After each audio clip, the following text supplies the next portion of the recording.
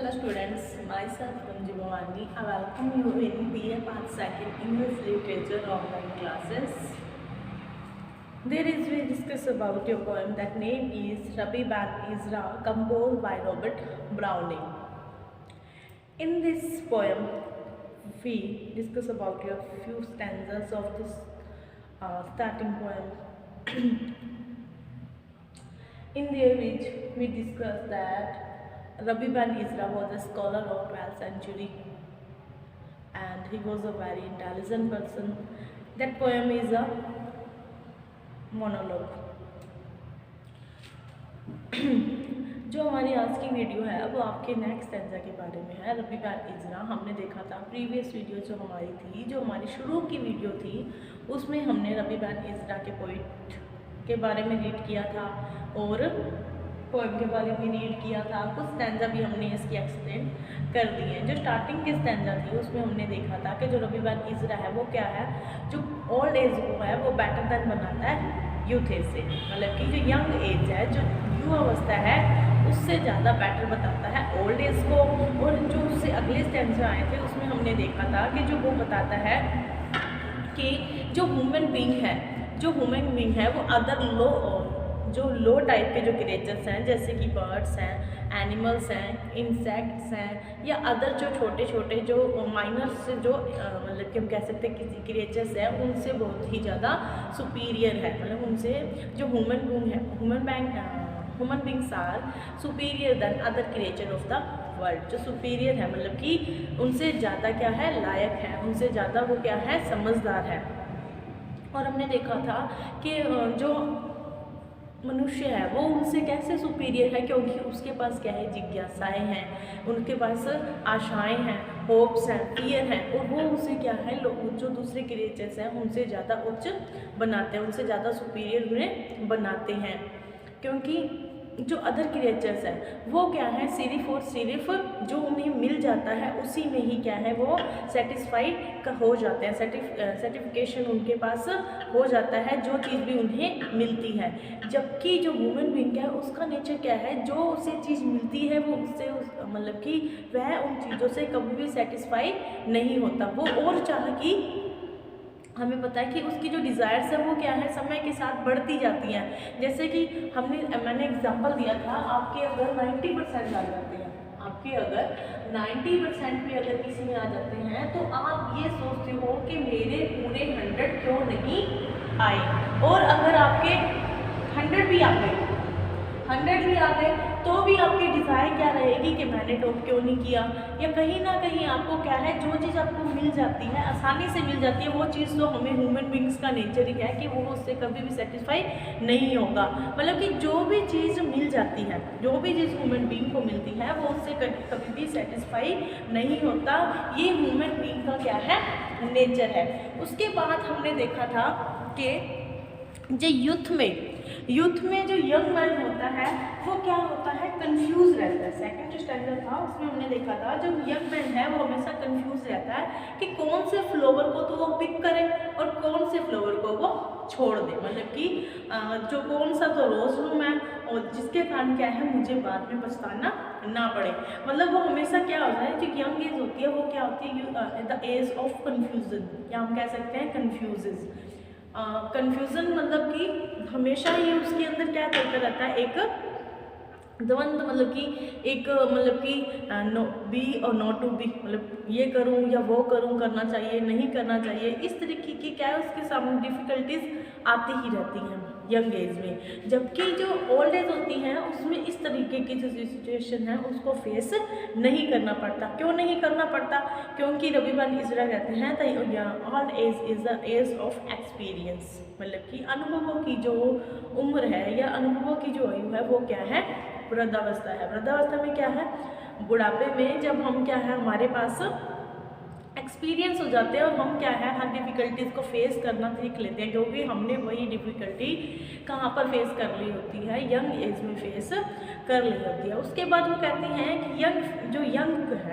जो यंग हैं उनको बुढ़ापे को लेकर उनको डरना नहीं चाहिए। कि अगर हम ये सोचें कि यंग हैं, अब जैसे कि हम अभी यंग एज में हैं, हम अपने बुढ़ापे को लेकर पहले ही क्या है वो डर बना लें अपने मन में कि बूढ़ा हो जाऊंगा या मेरी उम्र ख़त्म हो जाएगी या डेथ के बारे में। तो वो कहती हैं कि जो ओल्ड एज है, ओल्ड एज की प्रिपरेशन के लिए हमें यंग एज मिली है, तो हमें यंग एज में बुढ़ापे को लेकर डरने की ज़रूरत नहीं है, क्योंकि दोनों जो एजेस हैं वो क्या हैं, क्रिएट बाय गॉड। क्रिएटर मतलब कि उसको किसने, भगवान ने दोनों ही एजेस को बनाया है और उसको अच्छे से प्लान किया है।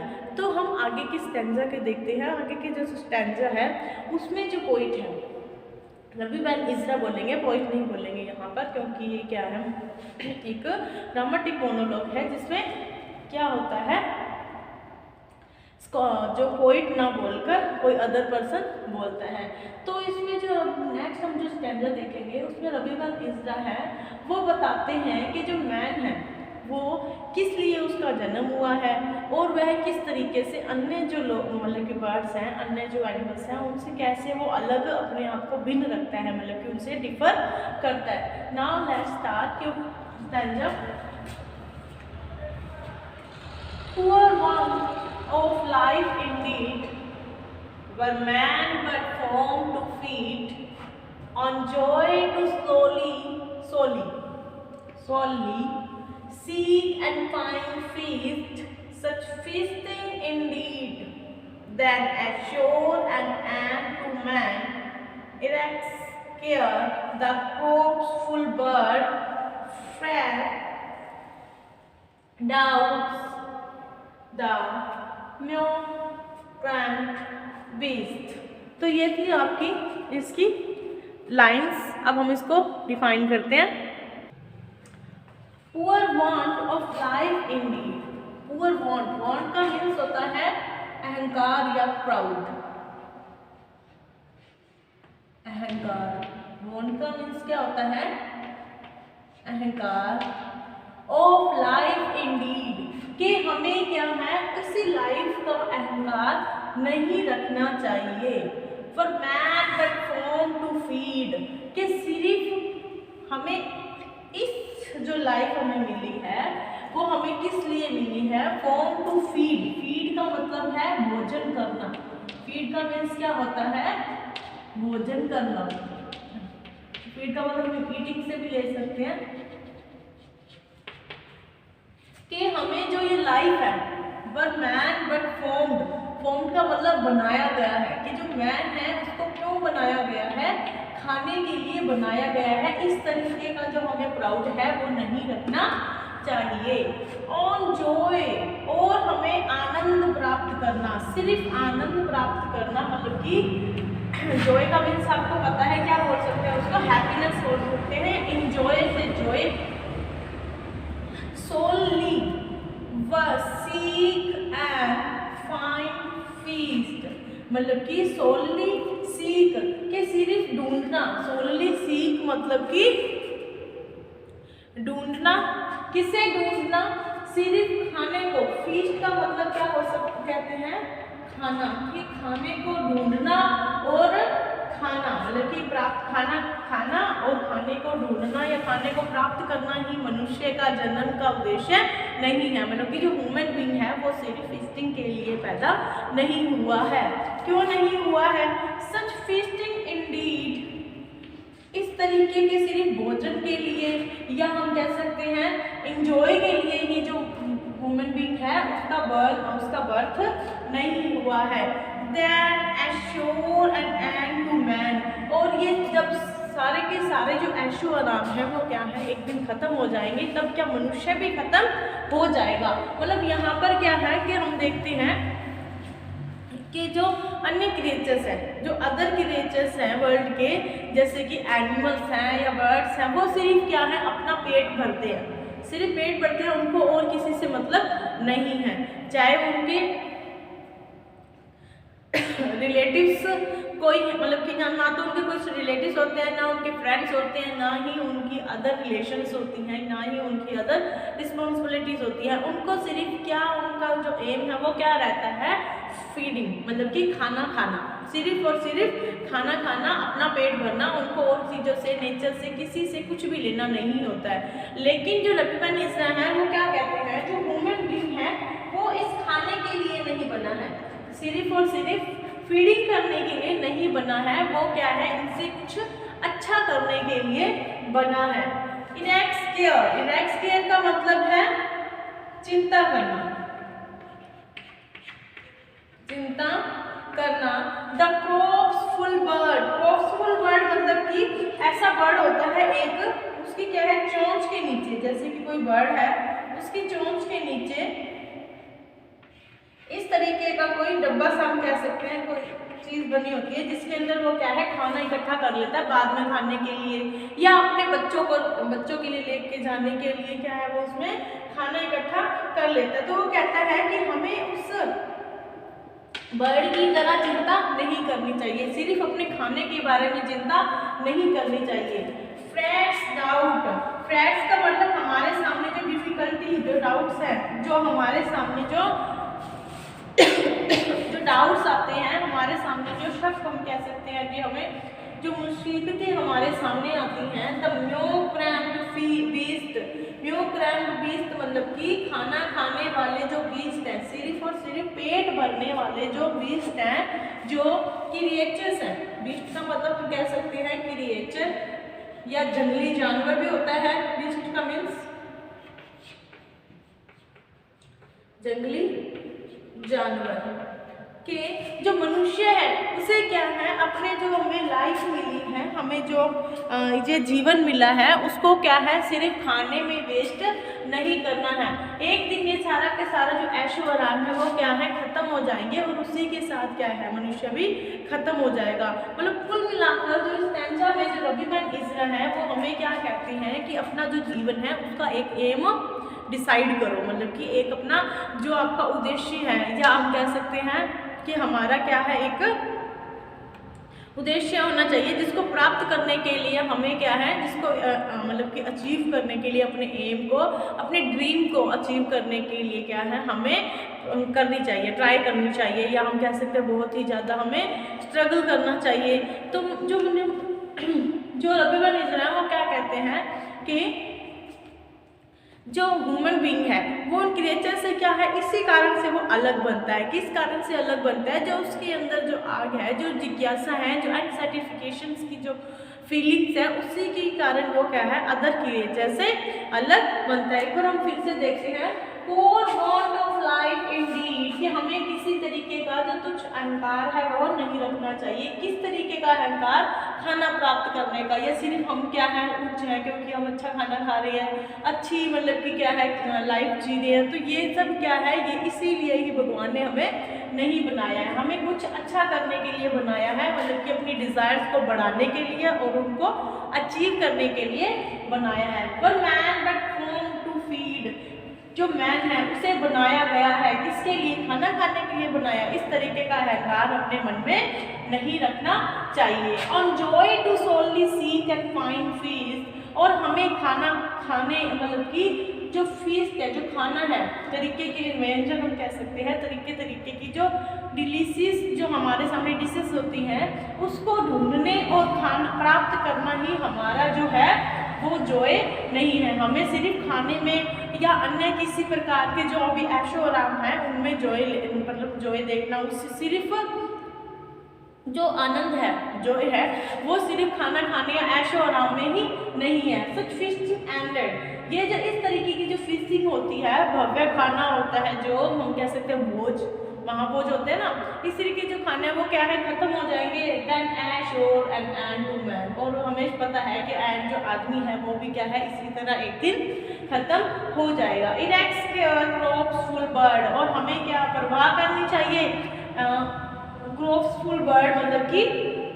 हम कह सकते हैं फसल का रखवाला, या जो फसल यहाँ पर इकट्ठे ग्रेन्स को क्या है अपने मुंह में इकट्ठे करके रखता है, उस पक्षी की तरह हमें क्या है अपने खाने का ही सिर्फ जो खाने की ही टेंशन लेनी चाहिए। नहीं, वो क्या कहते हैं, खाने की टेंशन नहीं लेनी चाहिए, क्योंकि फिर हमारे और जो अदर जानवर हैं उनमें क्या फ़र्क रह जाएगा। फैक्ट्स फैक्ट मतलब कि जो हमें परेशान करते हैं, डाउट्स जो हमारे मन के अंदर जो डाउट्स आते हैं, जो क्वेश्चन आते हैं, द म्यूक्रैम्ड बीस्ट, जो हमें क्या है, जो क्वेश्चन किसके अंदर आते हैं, म्यूक्रैम्ड मतलब कि जो जंगली जानवर हैं, जो क्या है, खाना खाते हैं, सिर्फ और सिर्फ क्या करते हैं, खाना खाते हैं, उनको डिस्टर्ब करने वाली जो फीलिंग्स है वो हमारे अंदर नहीं आनी चाहिए। मतलब कि हम देखते हैं कि इस स्टैंजा में क्या है, जो मनुष्य है उसको सिर्फ और सिर्फ फिशिंग के बारे में नहीं सोचना चाहिए, उससे ग्रेटर देन सोचना चाहिए, अपनी डिज़ायर्स को बढ़ाना चाहिए और उसे जो उसके एम्स है, जो उसने एम डिसाइड किए हैं, उसको अचीव करना चाहिए। अब अगला स्टैंजा देखते हैं, अगला स्टैंजा देखते हैं क्या है इस अगले स्टैंजा में। Rejoice we are alive to that which doth provide and not protect, effect and not receive. A spark disturbs our growth, nearer will hold of God, who gives them of his stripes that take. I must believe. अब यहाँ पर जो poet जो रबीब अल-इज़्ज़ा है वो क्या कहते हैं कि हमें रिजॉइस, खुशी मनानी चाहिए। रिजॉइस मतलब कि खुश होना चाहिए, खुश होना चाहिए। क्यों खुश होना चाहिए?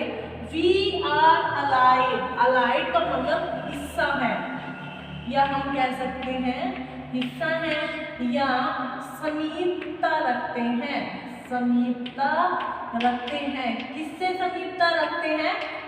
टू द गॉड, भगवान से। मतलब कि हमें क्या है, रिजॉय करना चाहिए, खुशी मनानी चाहिए कि हम क्या हैं, part of the God creatures, कि भगवान की बनाई हुई चीज़ों का हम क्या है, एक पार्ट है, हम उससे क्या है, जुड़े हुए हैं, हम भगवान की क्या है, एक हिस्सा है। To that which God provide, God provide मतलब कि जो भी भगवान ने हमें प्रोवाइड किया है, इस वर्ल्ड में प्रोवाइड किया है, हम उसका क्या है, हिस्सा है।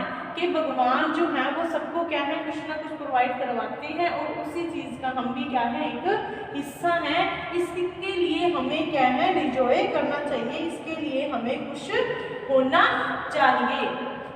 एंड नॉट परटेक, परटेक का मतलब ना ही हम उसके गिफ्ट्स को क्या करते हैं, मतलब कि जो अदर क्रिएचर्स है, यहाँ पर मनुष्य के लिए नहीं, वहाँ पर ये जो बात वो क्या है, जो भगवान है वो हर किसी को क्या है, कुछ सब कुछ क्या है प्रोवाइड कौन करवाता है, भगवान कराते हैं। लेकिन जो लोग टाइप के जो क्रिएचर्स हैं, नॉट परटेक मतलब कि वो क्या है, कुछ भी देते नहीं है।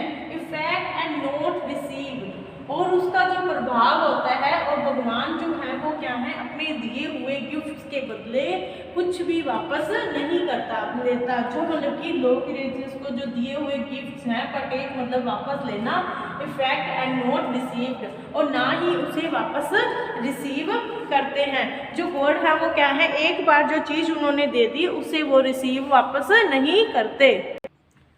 परटेक मतलब कि हिस्सा लेना, परटेक का मीन्स क्या है, हिस्सा लेना। और जो मनुष्य है वो क्या है, भगवान के दिए हुए जो देने वाले, भगवान का दिया जो हुआ उपहार है, उसमें क्या है, वो हिस्सा लेता है। इफेक्ट एंड नॉट रिसीव्ड, बजाय किसके, दूसरे क्रिएचर्स के, जो क्या है, किसी भी प्रकार का जो उपहार है वो प्रदान नहीं करते भगवान के द्वारा, उनके द्वारा कोई भी जो उपहार है वो प्रदान नहीं किया जाता।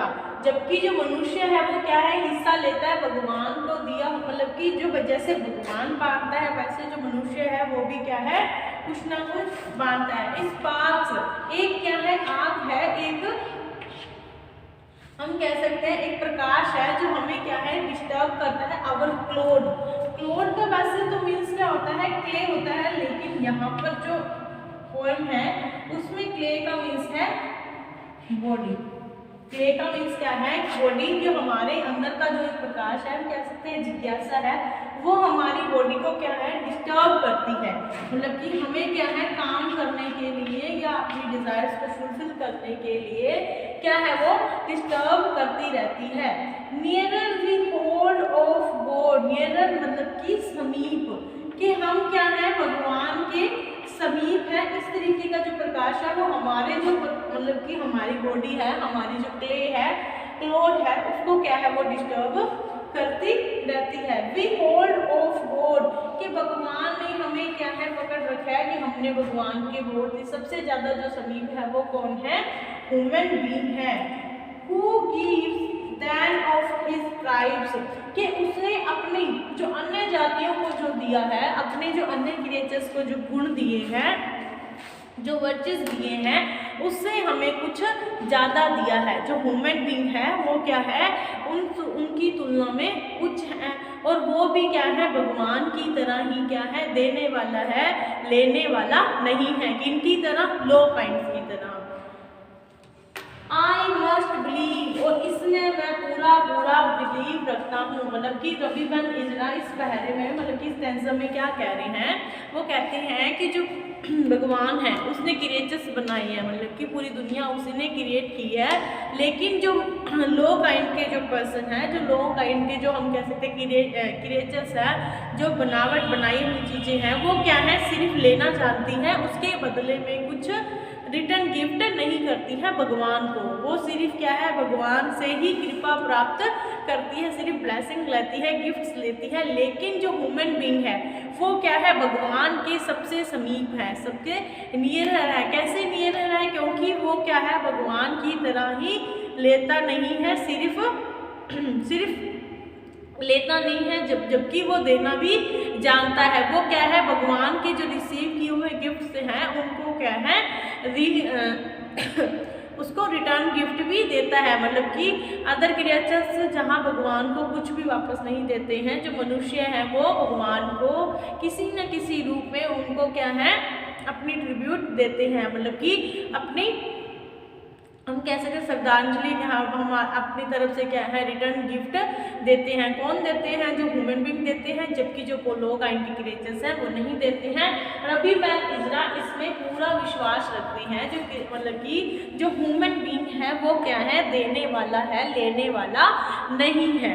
तो ये थी हमारे आज के 2 स्टैंजा हमने डिफाइन किए हैं, एक्सप्लेन किए हैं, जिसको आप एक बार फिर से रीड आउट कर लेना ताकि आपको अच्छे से क्लियर हो जाएंगे। मिलते हैं नेक्स्ट वीडियो में नेक्स्ट टेंजल्स के साथ। तब तक के लिए stay home, stay safe, keep study. घर पर रहिए, सुरक्षित रहिए, पढ़ते रहिए। धन्यवाद।